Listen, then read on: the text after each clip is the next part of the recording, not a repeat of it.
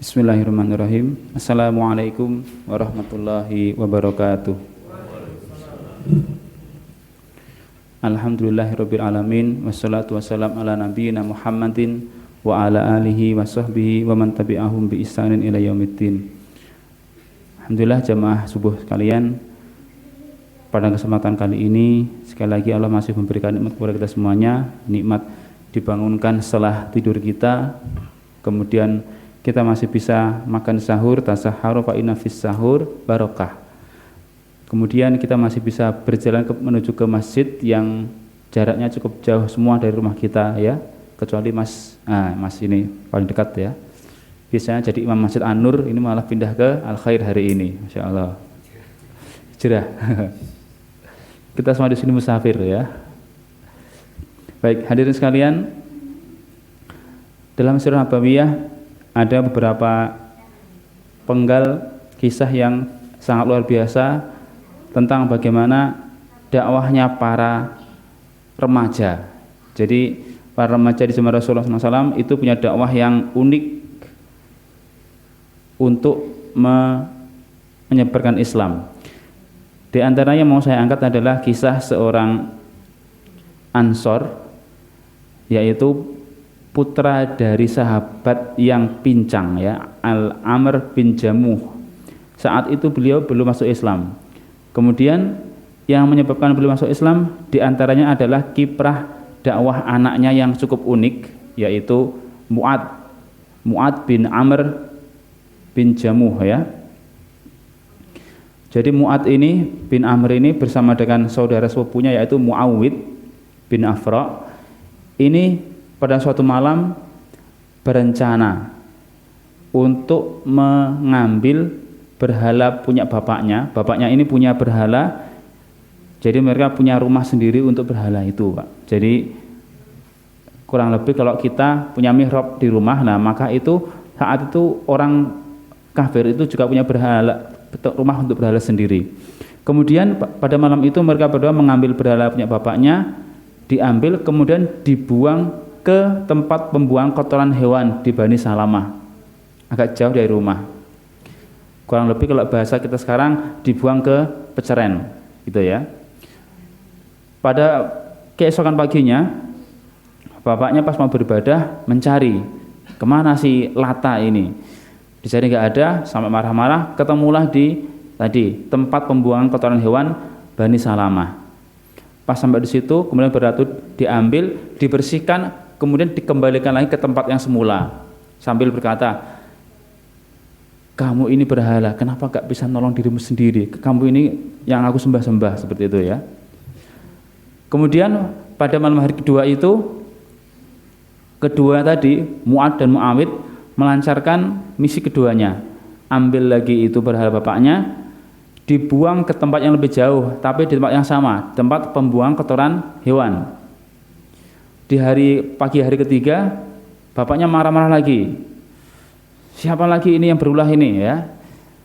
Dan sama, diambillah berhala sambil ngedumel. Jane kowe sing tak sembah-sembah tapi kok nolong diri kamu sendiri nggak bisa. Dibersihkanlah itu, dikembalikan ke tempat semula. Dan pada malam harinya, untuk ketiga kalinya, mereka kembali melaksanakan misi mereka. Ambil berhala bapaknya, kemudian kebetulan pas di situ ada bangkai anjing, Pak. Diikatkan berhala itu ada bangkai anjing dan kemudian dimasukkan ke dalam sumur.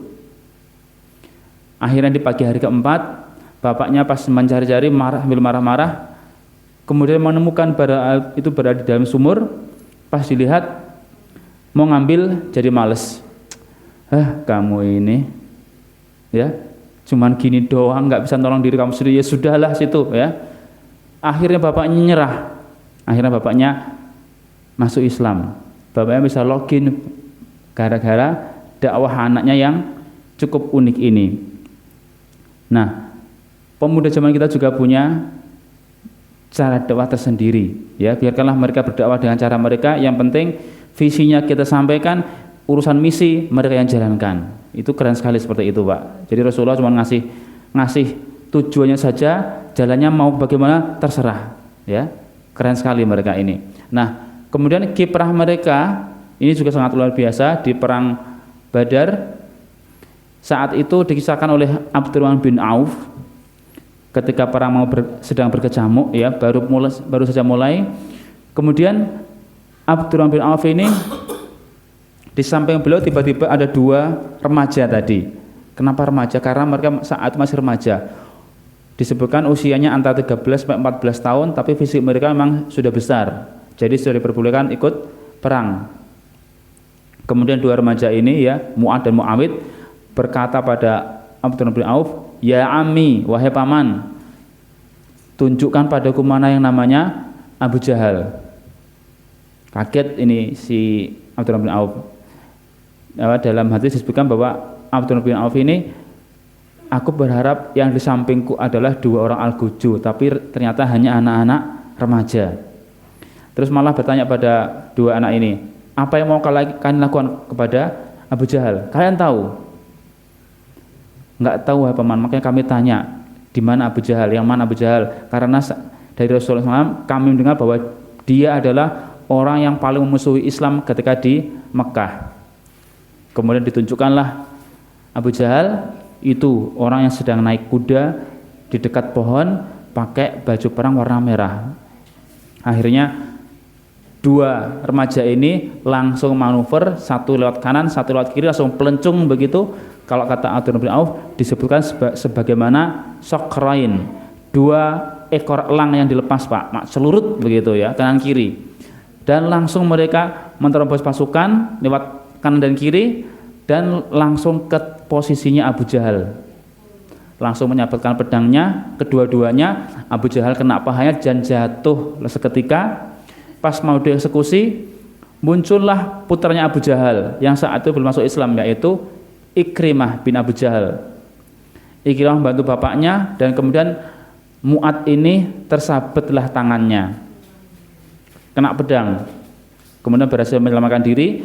Namun Mu'ad sendiri berkata ya, saat itu tanganku terkena pedang, kemudian yang masih nyambung tinggal kulitnya doang Pak, tawil-tawil.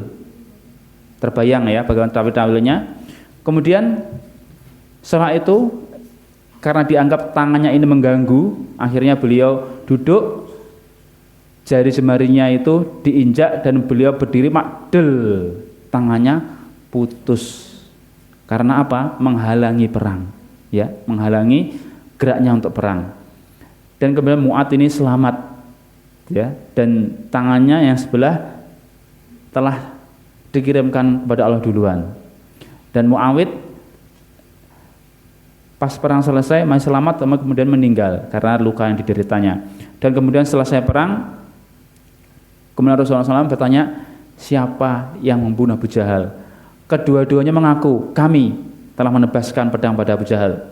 Pas dicek kedua pedangnya, wah benar, kalian telah melukai Abu Jahal. Kemudian Abdurrahman bin Auf memastikan bahwa Abu Jahal ini telah tewas. Sampai di sana Abu Jahal sedang terengah-engah dan kemudian dieksekusi sama Abdurrahman bin Auf. Nah, pelajaran apa yang bisa kita petik? Jadi masa remaja itu masa yang luar biasa, ya. Mereka semangatnya luar biasa, set-set-des-des, ya. Asalkan diarahkan yang baik, insya Allah mereka bisa menjalankan sesuai dengan skill mereka yang sangat biasa, ya, luar biasa sekali. Jadi begitu, ya, kisah zaman Rasulullah SAW, remaja yang sangat luar biasa, ada Mu'ad dan Mu'awid. Kemudian kalau kita lihat semua sahabat itu hampir semuanya berada di bawah Rasulullah SAW umurnya. Ketika beliau diangkat jadi Nabi, usia beliau 40 tahun secara hitungan Hijri, namun secara Masehi usia beliau baru 38 lebih sekian bulan, ya. Dan semuanya berada di bawah beliau.